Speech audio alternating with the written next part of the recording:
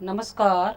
मैं राजेश यादव, प्राध्यापिका अर्थशास्त्र, शिक्षा विभाग, हरियाणा, एजुसेट से प्रसारित शैक्षिक कार्यक्रम में आप सभी का स्वागत करती हूँ। आज के प्रसारण में मेरी चर्चा का उपविषय होगा मुद्रा और साख। मुद्रा और साख उपविषय के अंतर्गत कुछ महत्वपूर्ण बिंदुओं पर चर्चा की जाएगी। मुद्रा का अर्थ एवं आवश्यकता, मुद्रा के प्राचीन व आधुनिक रूप, औपचारिक एवं अनौपचारिक ऋण स्रोत। मुझे पूरी उम्मीद है कि मेरे आज के व्याख्यान के उपरांत आप सभी मुद्रा का क्या अर्थ है एवं इसकी आवश्यकता क्यों है, मुद्रा के प्राचीन व आधुनिक रूप तथा औपचारिक एवं अनौपचारिक ऋण स्रोत से संबंधित पूर्णतया परिचित हो जाएंगे। तो आइए सबसे पहले बात करते हैं मुद्रा के अर्थ की। मुद्रा वह माध्यम जिसके द्वारा हम वस्तुओं और सेवाओं को खरीदते व बेचते हैं, मुद्रा कहलाती है। आधुनिक युग मुद्रा युग है। आज मनुष्य की सभी आर्थिक क्रियाएं मुद्रा से ही संपन्न होती है। मुद्रा एक ऐसी धुरी है जिसके चारों ओर आर्थिक क्रियाएं घूमती है। मुद्रा के संदर्भ में एक विद्वान ने भी अपना मत व्यक्त करते हुए कहा है, money money money, brighter then sunshine, sweeter than Honey. आज विश्व की सभी आर्थिक क्रियाओं का केंद्र बिंदु मुद्रा ही है। मुद्रा को मानव के मुख्य आविष्कारों में से सबसे अधिक महत्वपूर्ण माना जाता है। मुद्रा का प्रयोग हम सभी दैनिक जीवन में विभिन्न रूपों में करते हैं।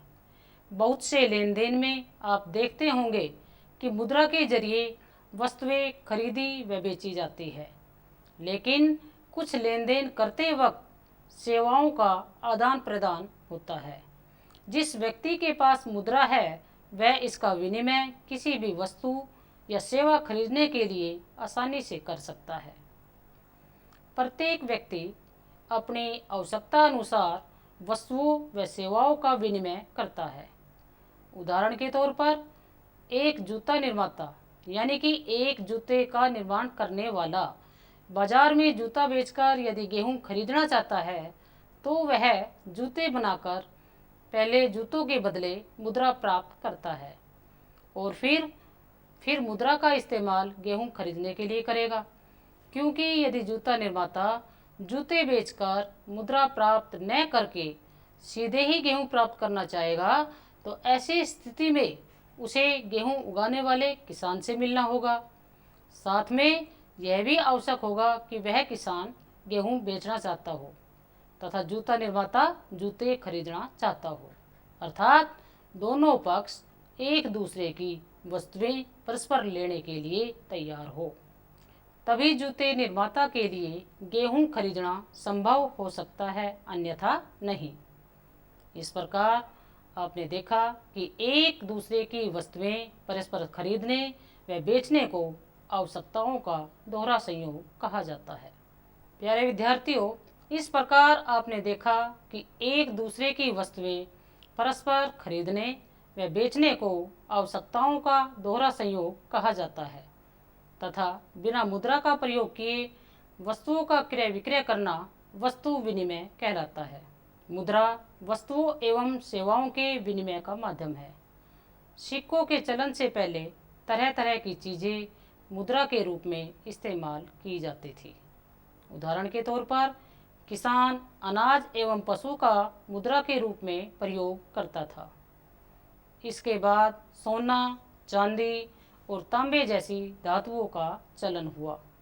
मुद्रा के आधुनिक रूपों में करेंसी, सिक्के और कागज के नोट शामिल हैं।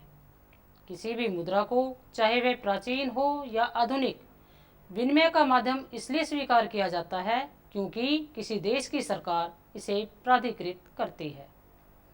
तो आइए मुद्रा के प्राचीन व आधुनिक रूपों पर विस्तृत चर्चा करें। भारत में भारतीय रिजर्व बैंक केंद्रीय सरकार की तरफ से करेंसी नोट जारी करता है। भारतीय कानून के अनुसार किसी व्यक्ति या संस्था को मुद्रा जारी करने की इजाज़त नहीं होती। इसके अलावा कानून विनिमय के माध्यम के रूप में रुपए का इस्तेमाल करने की वैधता प्रदान करता है। इसलिए रुपया व्यापक स्तर पर विनिमय का माध्यम स्वीकार किया गया। मुद्रा की पूर्ति के संदर्भ में विभिन्न विद्वानों के विभिन्न दृष्टिकोण हैं, किंतु इन्हें मुख्य रूप से दो ही भागों में बांटा जा सकता है। फर्स्ट प्राचीन दृष्टिकोण और सेकंड आधुनिक दृष्टिकोण। पहले बात करते हैं प्राचीन दृष्टिकोण की। प्राचीन दृष्टिकोण के अनुसार मुद्रा पूर्ति में करेंसी व बैंक मुद्रा को शामिल किया जाता है। अब देखना है कि करेंसी के अंतर्गत क्या क्या आता है और बैंक मुद्रा के अंतर्गत क्या क्या आता है। पहले बात करते हैं करेंसी की। करेंसी मुद्रा पूर्ति का एक प्रमुख संगठक है। करेंसी में सिक्के तथा नोट शामिल होते हैं। पहले बात करते हैं सिक्कों की। एक देश में सिक्कों के जारी करने का कार्य वहाँ का केंद्रीय बैंक सरकार के सहयोग से करता है। सिक्कों का प्रमुख कार्य छोटे भुगतानों को संभव बनाना है। सिक्के मुख्यतः दो प्रकार के होते हैं, प्रमाणिक यानी कि स्टैंडर्ड कॉइन्स तथा सांकेतिक सिक्के जिसे टोकन कॉइन्स कहते हैं। प्रमाणिक सिक्कों में उस सिक्के पर जो मूल्य अंकित रहता है वह सिक्के में प्रयुक्त धातु के मूल्य के बराबर होता है। सांकेतिक सिक्कों में अंकित मूल्य धातु मूल्य से अधिक होता है। स्वर्ण अथवा रजत धातुमान के युग में दोनों प्रकार के प्रमाणिक सिक्के तथा सांकेतिक सिक्के प्रचलन में थे। वर्तमान समय में प्रमाणिक सिक्कों का उपयोग नहीं किया जाता। Currency note. करेंसी नोट मुद्रा पूर्ति का एक महत्वपूर्ण संगठक है। आजकल करेंसी नोट सरकार तथा केंद्रीय बैंक दोनों ही जारी करते हैं।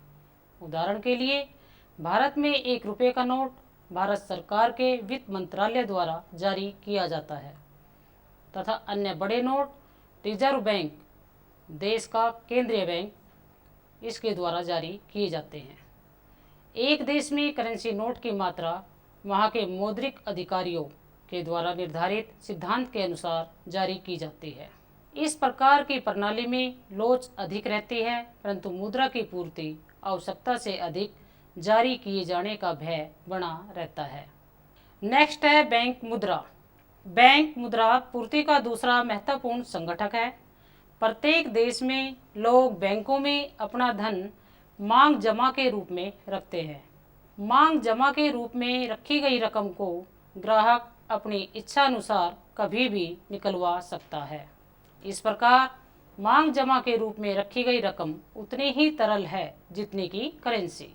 बैंकों में मांग जमा को चेक अथवा अन्य तरीके से निकाला जा सकता है। बैंक मुद्रा को जमा मुद्रा भी कहते हैं। विकसित देशों में जहां बैंकिंग प्रणाली का पर्याप्त विकास हो चुका है और लोगों में बैंकिंग आदतें पड़ चुकी है, देश की मुद्रा पूर्ति का एक बड़ा भाग बैंकों के पास मांग जमा के रूप में होता है। किंतु भारत में अभी बैंकिंग प्रणाली का उतना विकास नहीं हो सका है।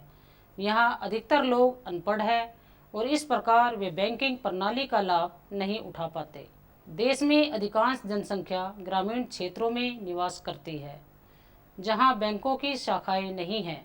करेंसी तथा बैंक मुद्रा का मुद्रा की पूर्ति में अनुपात अनेक तत्वों पर निर्भर करता है, जिनमें प्रमुख है अर्थव्यवस्था का मुद्रीकरण, बैंकिंग प्रणाली का विकास और लोगों में बैंकिंग आदतें।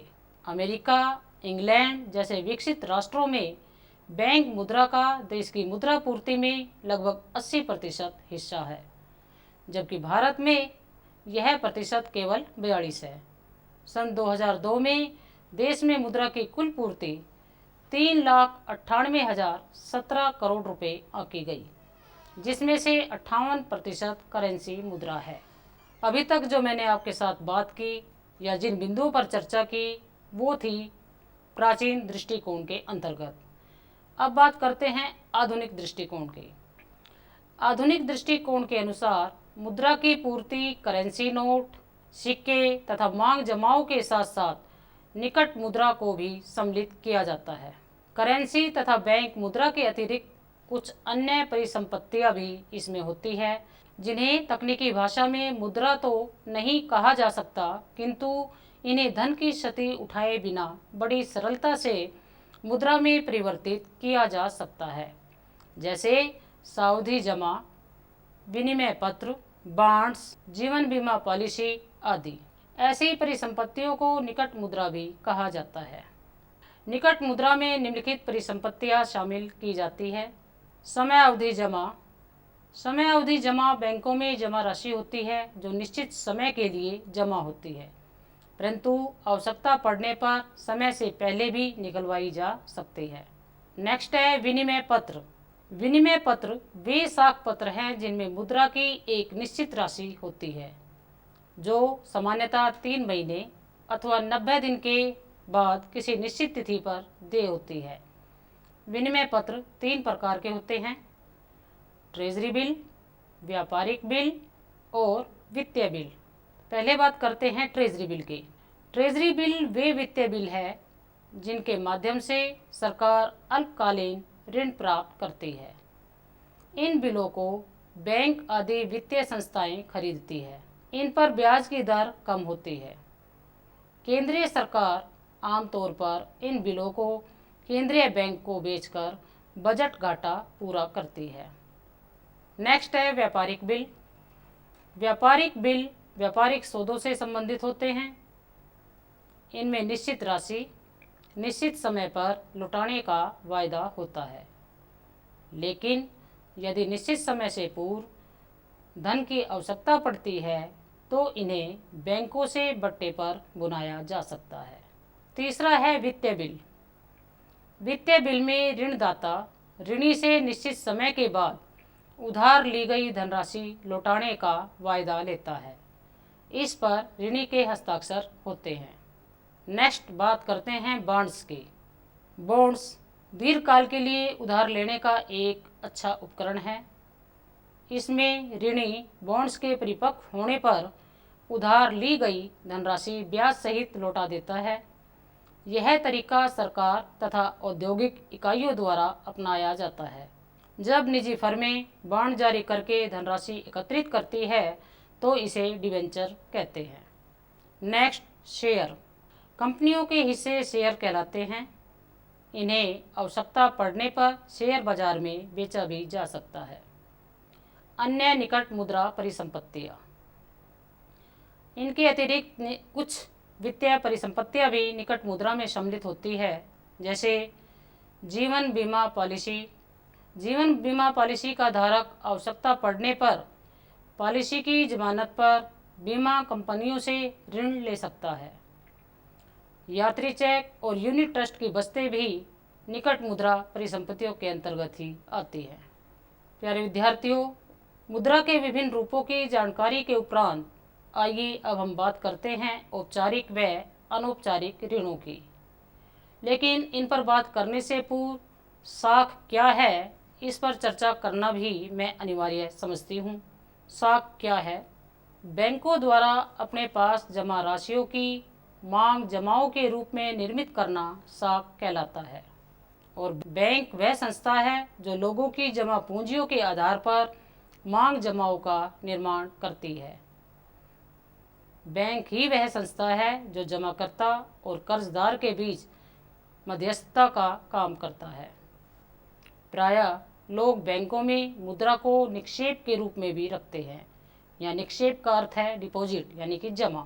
बहुत बार ऐसा होता है कि लोगों को रोज़मर्रा की आवश्यकताओं के लिए कुछ ही करेंसी की ज़रूरत होती है और अतिरिक्त नगद राशि को वह बैंकों में अपने नाम से खाता खोलकर उसमें जमा कर देते हैं। बैंक उनकी स्वीकृत जमा राशि पर ब्याज भी देता है। आवश्यकतानुसार लोगों को अपने खाते से राशि निकालने की सुविधा भी होती है। अतः बैंकों में जमा राशि को मांग जमा भी कहते हैं। आपने बहुत बार जिन व्यक्तियों का खाता बैंक में होता है उनसे चेक से भुगतान करने की भी बात सुनी होगी। चेक से भुगतान किस तरह से किया जाता है, इस पर भी थोड़ी चर्चा कर लें। चेक से भुगतान के लिए भुगतानकर्ता जिसका किसी बैंक में खाता है एक निश्चित रकम के लिए चेक काटता है। चेक एक ऐसा कागज़ है जो बैंक को किसी व्यक्ति के खाते से चेक पर लिखे गए नाम के किसी दूसरे व्यक्ति को एक खास रकम का भुगतान करने का आदेश होता है। बैंक व चेक की जानकारी लेने के उपरांत बैंकों की ऋण संबंधी गतिविधियों के बारे में भी जानना आपके लिए अनिवार्य होगा। तो अब हम चर्चा करते हैं बैंकों की ऋण संबंधी गतिविधियों की। लोगों के द्वारा बैंकों में जमा राशि का एक छोटा सा हिस्सा बैंक अपने पास नगद रूप में रखते हैं, क्योंकि बैंक में जो जमा राशि होती है सभी व्यक्ति अपनी आवश्यकता अनुसार निकालने की मांग करते हैं। किसी विशेष दिन में केवल कुछ ही जमाकर्ता रुपए निकालने के लिए आते हैं, इसलिए बैंक का काम इतने नगद से आराम से चल जाता है। बैंक जमा राशि के बड़े भाग को ऋण देने के लिए इस्तेमाल करते हैं, क्योंकि विभिन्न आर्थिक गतिविधियों के लिए ऋण की बहुत मांग रहती है। अतः बैंक जमाकर्ता एवं कर्जदार के बीच मध्यस्थता का काम करता है, जैसा कि मैंने आपको पहले भी बताया।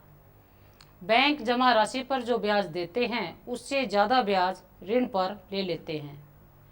कर्जदारों से लिए गए ब्याज और जमाकर्ताओं को दिए गए ब्याज का अंतर ही बैंकों की आय का प्रमुख स्रोत होता है। तो ये थी बैंक की ऋण संबंधी गतिविधियाँ, लेकिन इनको अधिक स्पष्ट करने के लिए मैं दो उदाहरण के साथ इसको स्पष्ट करती हूँ। पहले हम उदाहरण लेते हैं सलीम का, लेकिन इससे पहले ऋण से परिचित होना भी आपके लिए अनिवार्य है कि ऋण क्या है। ऋण से तात्पर्य एक सहमति से है जहां साहूकार कर्जदार को धन, वस्तुएं या सेवाएं मुहैया कराता है और बदले में भविष्य में कर्जदार से भुगतान करने का वादा लेता है। अभी जो मैं बात कर रही थी आपसे दो उदाहरणों की, तो सलीम का जो हम उदाहरण ले रहे हैं, सलीम एक जूता निर्माता है जिसके पास शहर के एक बड़े व्यापारी की तरफ से 3000 जोड़ी जूते की मांग आती है। सलीम को 3000 जोड़ी जूते एक महीने में ही तैयार करने हैं। इसके लिए सलीम को सिलाई और चिपकाने के काम के लिए अतिरिक्त मजदूर रखने होंगे, क्योंकि उसके पास समय सीमित है। साथ ही उसे कच्चा माल भी खरीदना है। इन सभी खर्चों के लिए सलीम दो स्रोतों से ऋण लेता है। पहला, वह चमड़ा व्यापारी को चमड़ा अभी देने का प्रस्ताव रखता है तथा बाद में भुगतान करने का वादा करता है। दूसरा, वह इस बड़े व्यापारी से 1000 जूतों के लिए अग्रिम भुगतान के रूप में नगद कर्ज लेता है तथा महीना खत्म होने से पहले पूरा ऑर्डर पहुंचाने का वादा भी करता है। महीने के आखिर में सलीम जूते पहुंचाने में कामयाब होता है। उसे अच्छा खासा लाभ प्राप्त होता है और वह उधार के लिए धन की अदायगी भी कर देता है। दूसरा उदाहरण स्वप्ना का लेते हैं। स्वप्ना एक किसान है जो अपनी 3 एकड़ ज़मीन पर मूंगफली उगाती है। वह इस उम्मीद पर कि फसल तैयार होने पर कर्ज को अदा कर देगी, खेती के खर्चों के लिए एक साहूकार से ऋण लेती है। फसल पर कीटनाशकों के हमले से उसकी फसल बर्बाद हो जाती है और वह समय पर साहूकार का कर्ज लौटाने में असफल रहती है। उसकी कर्ज की रकम बढ़कर ज़्यादा हो जाती है। अगले साल स्वप्ना दोबारा खेती के लिए ऋण लेती है। इस साल उसकी फसल सामान्य ही रहती है, लेकिन इतनी कमाई नहीं होती कि वह लिए गए ऋण को उतार सके। वह कर्ज अर्थात ऋण के बोझ से इतनी दब जाती है कि उसे चुकता करने के लिए उसे अपनी ज़मीन का कुछ हिस्सा भी बेचना पड़ता है। तो प्यारे विद्यार्थियों, यहाँ आपने देखा कि ऋण की वजह से स्वप्ना की हालत पहले से ज़्यादा दयनीय हो गई, जब सलीम की स्थिति पहले से अच्छी हो गई, क्योंकि उसने जिस शर्त के साथ ऋण लिया था उसको पूरा करने में वह कामयाब होता है, लेकिन स्वप्ना उसको पूरा करने में अपने आप को असमर्थ पाती है और उसकी हालत पहले से और भी ज़्यादा दयनीय हो जाती है। दोनों उदाहरणों से स्पष्ट है कि एक स्थिति में ऋण आय बढ़ाने में सहायक है तथा दूसरी स्थिति में फसल बर्बाद होने व समय पर कर्ज न उतारने के कारण स्वप्ना को जमीन तक बेचनी पड़ती है और उसकी स्थिति पहले से भी ज़्यादा बदतर हो जाती है। लेकिन ऋण लेते वक्त उसे इस बात का आभास नहीं था कि उसकी स्थिति पहले से ज़्यादा बदतर हो जाएगी। अभी तक हमने आपके साथ चर्चा की है मुद्रा का अर्थ एवं आवश्यकता, मुद्रा के प्राचीन व आधुनिक रूप कि प्राचीन व आधुनिक रूप के अंतर्गत क्या क्या आते हैं, और ऋण संबंधी गतिविधियों की। अब बात करते हैं औपचारिक एवं अनौपचारिक ऋणों की। औपचारिक ऋण वे ऋण स्रोत है जो सरकारी नियंत्रण में कार्य करते हैं, जैसे बैंक और सहकारी समितियां। समय समय पर बैंकों और सरकारी समितियों को RBI अर्थात रिजर्व बैंक ऑफ इंडिया को यह जानकारी देनी पड़ती है कि वे कितना व कितनी अवधि के लिए तथा किसे ऋण दे रहे हैं और उसकी ब्याज दरें क्या है। औपचारिक ऋण के बाद बात करते हैं अनौपचारिक ऋण की। अनौपचारिक ऋण स्रोत जिन पर किसी प्रकार का कोई सरकारी नियंत्रण नहीं होता, ये अपनी मनमर्जी से ब्याज वसूलते हैं। स्थानीय साहूकार, कृषि व्यापारी, मालिक या बड़े जमींदार, मित्र तथा रिश्तेदार अनौपचारिक ऋण स्रोत के उदाहरण हैं। औपचारिक और अनौपचारिक ऋण दोनों ही एक दूसरे के विपरीत है, क्योंकि औपचारिक ऋणों में जो हमने आपके साथ बात की वह है सरकारी नियंत्रण की, अर्थात औपचारिक ऋण सरकारी नियंत्रण में ही कार्य करते हैं, जबकि अनौपचारिक ऋण सरकारी नियंत्रण से बाहर होते हैं। इन पर सरकार का कोई नियंत्रण नहीं होता और ये अपनी मर्जी से ही ब्याज वसूलते हैं। अनौपचारिक ऋण स्रोतों से उधार लेने वाले कर्जदारों को ऊंची दरों पर ब्याज का भुगतान करना पड़ता है। यदि किन्हीं कारणों से समय पर भुगतान न कर पाए तो ब्याज की राशि दिन प्रतिदिन बढ़ती जाती है। ऊंची ब्याज दर के कारण कर्जदार की आय कम होती जाती है, जैसा कि स्वप्ना का उदाहरण हमने पहले आपके सामने बताया भी है। इस प्रकार विकास में भी ऋण की महत्वपूर्ण भूमिका होती है। ऋण के माध्यम से उत्पादक पूंजी प्राप्त करता है, क्योंकि बिना पूंजी के विकास असंभव है। किसी भी स्रोत से ऋण लेकर किसान अपने खेत में फसल पैदा करता है, उसमें कीटनाशकों व खरपतवारों का छिड़काव करता है। यदि फसल अच्छी हो जाती है तो वह कर्ज भी उतार देता है, जैसा कि सलीम के उदाहरण में हमने आपको बताया। जिस शर्त पर उसने ऋण लिया था उसको उतारने में वह कामयाब होता है।